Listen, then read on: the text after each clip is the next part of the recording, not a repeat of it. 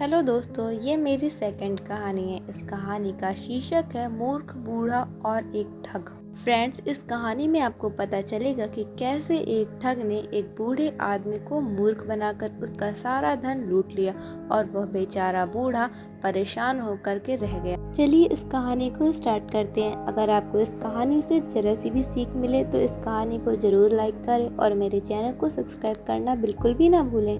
एक बार की बात है, किसी गांव के एक मंदिर में देव शर्मा नाम का एक प्रतिष्ठित साधु रहता था।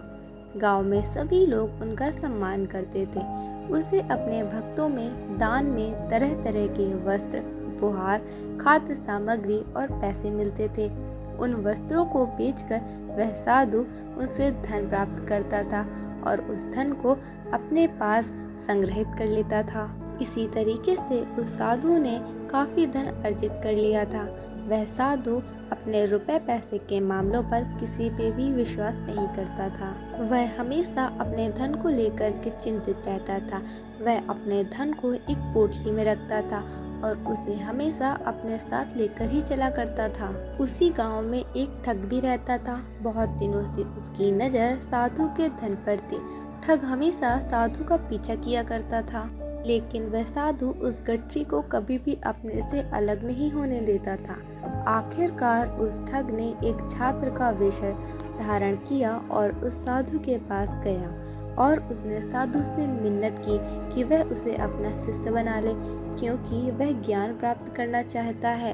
ठग की इन चिकनी चुपड़ी बातों को सुनकर बेचारा साधु तैयार हो गया और इस तरह से वह ठग साधु के साथ ही मंदिर में रहने लगा।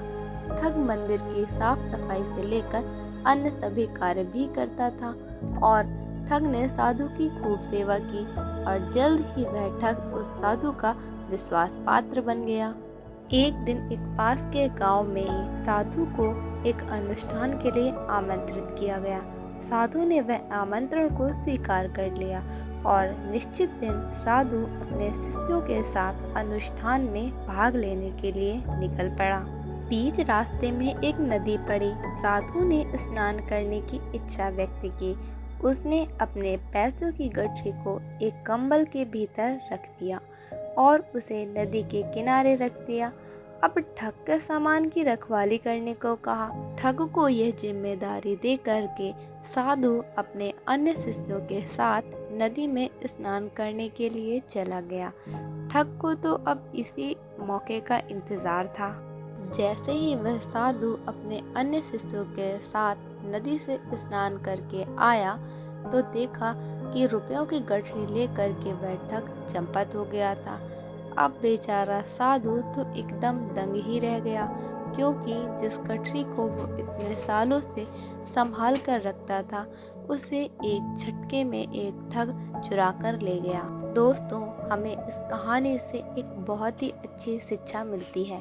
इस कहानी से हमें शिक्षा मिलती है कि कभी भी किसी अजनबी की चिकनी चुपड़ी बातों में आकर उस पर अंधविश्वास नहीं कर लेना चाहिए, जैसा कि यहाँ पर उस साधु ने किया। जब तक वह साधु अपने धन की रखवाली स्वयं करता था तब तक सब कुछ ठीक था, किंतु जैसे ही उसने किसी अजनबी पर विश्वास किया उस अजनबी ने उसको धोखा दे दिया और उसका इतने वर्षों से अर्जित किया हुआ धन एक झटके में चुरा करके ले गया। इसी प्रकार से हम लोगों को भी किसी भी अजनबी पे अंधविश्वास नहीं करना चाहिए।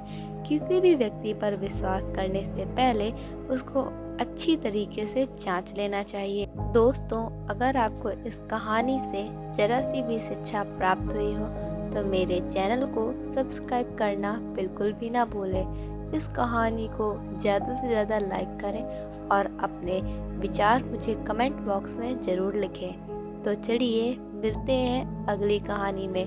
तब तक के लिए धन्यवाद।